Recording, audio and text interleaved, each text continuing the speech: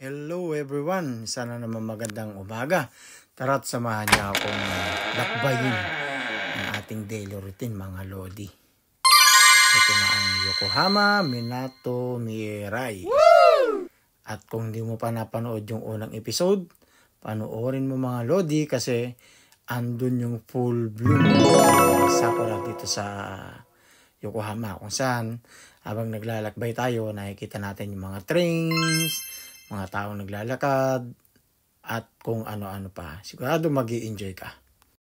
Dito sa corner na to, sadyang naglagay sila ng pwedeng tambayan, pwede kang magbasa, pwede kang magpahinga, at higit sa lahat, pwede kang mag-lunch mga lodi. Dahil alam nyo naman dito sa Japan, uso yung obento o kaya yung lunch box. Pwede kang bumili or pwede kang magbaon.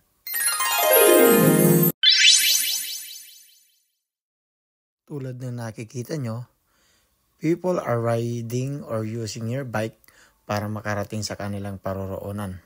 Pero alam mo mga lodi, hindi mo pwedeng sakyan ang iyong bike kung hindi ka nakarehistro or wala kang insurance dahil labag sa batas ngayon dito sa Japan. Dahil dito kapag nakabangga ka at serious ang injury, malaki mga kalodi ang iyong isisettle. Babayaran mo yung araw-araw na pagtatrabaho ng iyong nabangga. Kaya sa mga pupunta ng Japan at gagamit ng bike, siguraduhin na mayroon kayong insurance.